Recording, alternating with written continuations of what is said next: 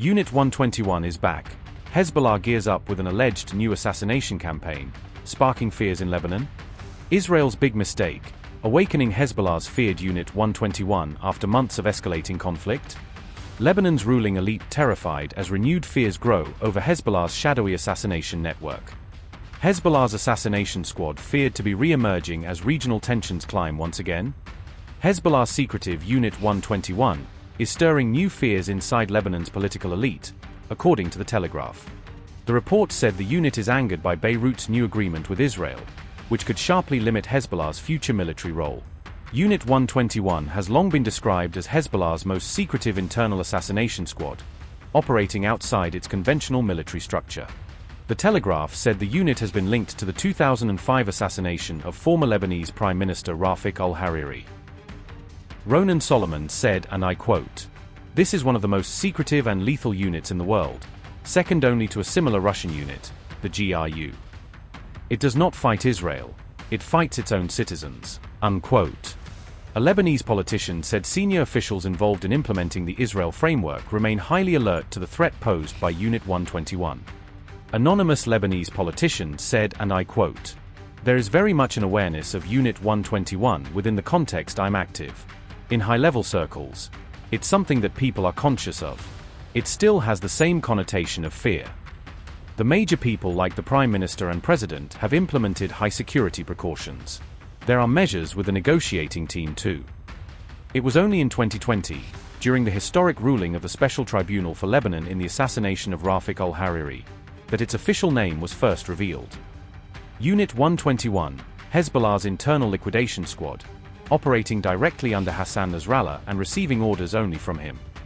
The unit does not rely solely on car bombs. It specializes in staged accidents, poisonings, stabbings, and abductions that end with bodies discovered in traffic accidents. They don't need to do car bombs or close proximity killings anymore. Unquote. After Hassan Nasrallah's death, the Telegraph said Unit 121 now reports directly to Hezbollah leader Naim Qassem. The US-Iran framework also requires Lebanon to disarm Hezbollah before Israel begins a phased military withdrawal. Naim Qassem has rejected that condition, insisting Hezbollah will not accept disarmament under the current agreement.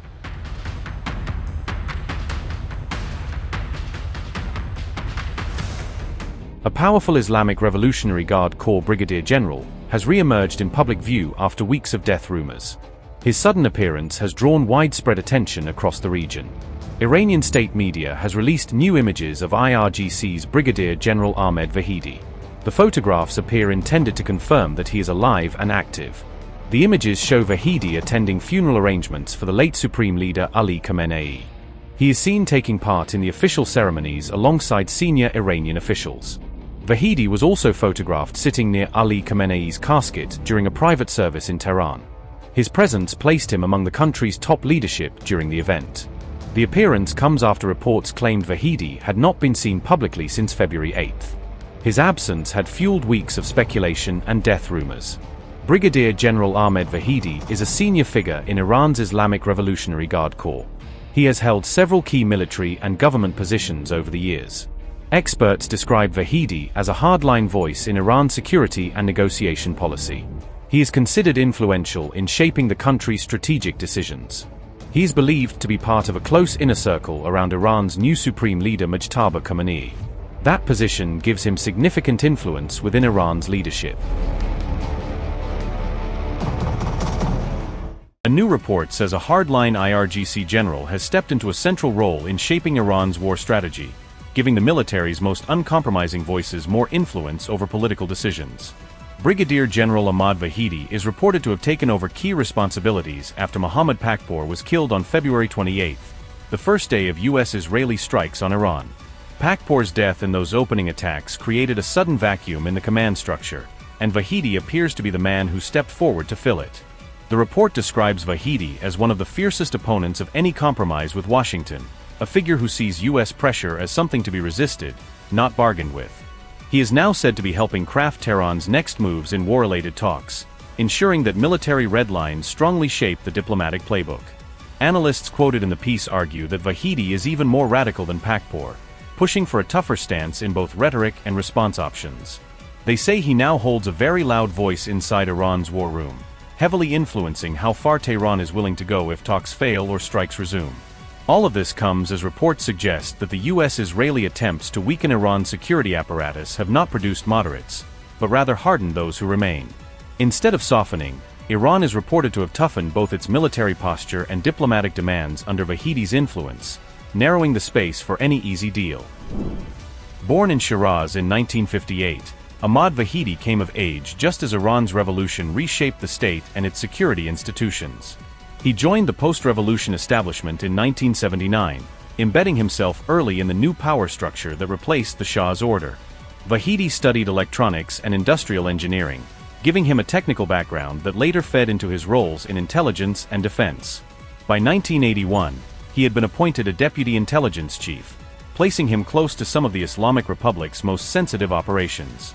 He went on to become the first commander of the IRGC's Quds Force, the unit tasked with overseeing many of Iran's foreign militant networks.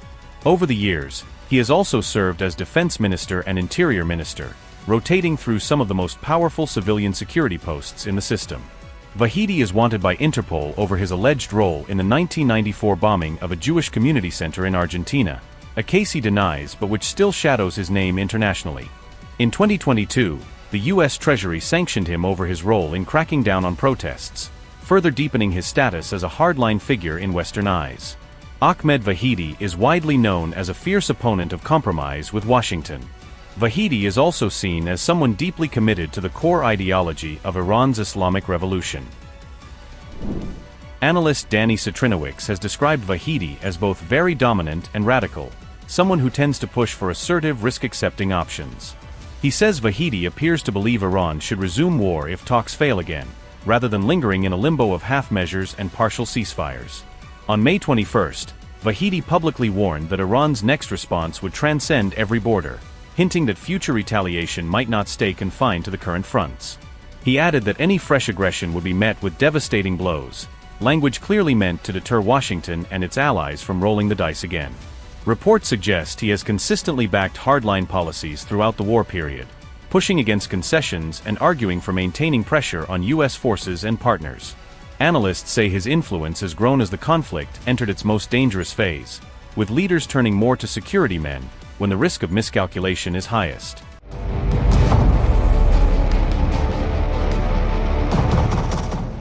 Amid mass mourning in Iran, Mojtaba Khamenei may now skip his own father's funeral, with officials saying security concerns outweigh the symbolism of a public appearance. On July 2nd, Dr. Abdul Majid Hakim Elahi indicated that Mojtaba is unlikely to attend the main funeral ceremonies, preparing Iranians for an empty front row. Ali Khamenei's funeral rites will begin on July 4th, with the body later carried to Mashhad for burial on July 9th, in a tightly choreographed week of national grief. Elahi says it is security concerns that are keeping Mojtaba Khamenei from appearing in public, hinting that protection teams have vetoed his wish to face the crowds.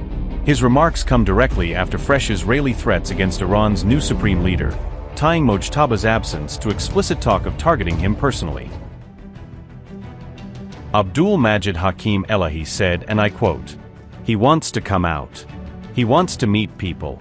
But the security doesn't allow him. They said it is very dangerous, and we cannot provide security for him.